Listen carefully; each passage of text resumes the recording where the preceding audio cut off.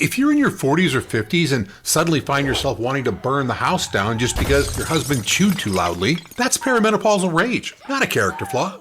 It's a severe drop in estrogen, literally hijacking your brain chemistry. Today I'm going to show you exactly what's misfiring in your brain and the specific hormone strategy that will give you your sanity back.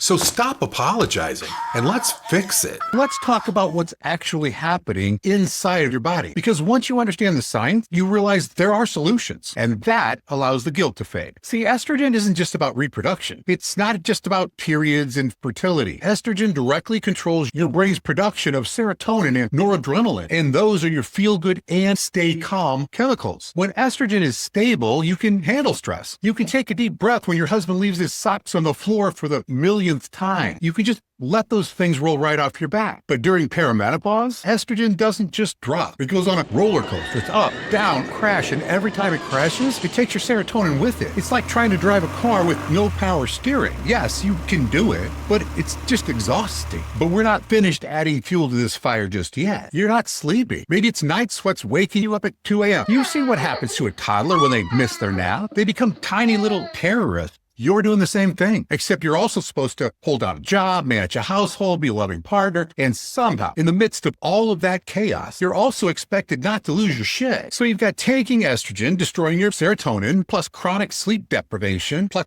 hot flashes to make you feel like you're literally on fire with no rhyme or reason or visitation schedule. And then someone has the audacity of asking you a stupid question. Yeah, rage makes sense when you look at the entire picture. So let's talk about what actually helps. And I'm not going to tell you to try yoga and drink more water, because if that worked, you wouldn't be watching this video. First, get your hormones tested, maybe a couple of times, because perimenopause is the moving target. And you need someone who understands that your levels are going to fluctuate wildly during this phase. Second, consider hormone replacement therapy. I know, I got it. You've heard scary things. You've heard all about these risks that sound like the tail end of a drug commercial. But the data on modern HRT is clear. For most women, the benefits massively outweigh the risks. We're talking about improved mood, better sleep, clearer thinking, and yes, even less rage. Third, look at your sleep. If you're waking up drenched, that's hormonal, which makes it fixable. If you're waking up anxious, that might be progesterone, which is also fixable. And if you're just not getting deep sleep, there are other things we can do about that. Fourth, and this is probably the hardest one, cut yourself some slack. Listen, you're going through a massive biological transition. Your body's changing in ways that no one prepared you for. And society just expects you to handle it. Smile through it. Stop complaining. That's insane. I mean, look at the double standard here. Men going through low testosterone get sympathy. Oh, he's got low T, he's tired. He's not himself. But women going through something 10 times more complex get told to exercise more and maybe try meditation. That's not a treatment plan. That's dismissal. So here's the reality. You're not failing as a mother. You're not a bad partner. You're not losing your grip on reality. You are going through one of the most significant hormonal shifts a human body can experience. And you're doing it with almost zero support from mainstream medicine. The anger you feel, it has a biological cause. And biological causes have biological solutions. You don't have to apologize for having emotion. And you definitely don't have to suffer in silence while everyone around you wonders why you've been so sensitive lately. Here's what I want you to do. Stop blaming yourself. That's the first thing. And don't let your doctor hand you some antidepressant and send you home. Make them actually look at your hormone. And if your doctor won't listen, find one that will. I promise. They exist. Viking, my hormone clinic, we're one of them. We operate in 49 states, and we help both men and women feel better through individualized, bioidentical hormone replacement therapy protocols. So if you're suffering, you don't have to be, because getting old is inevitable.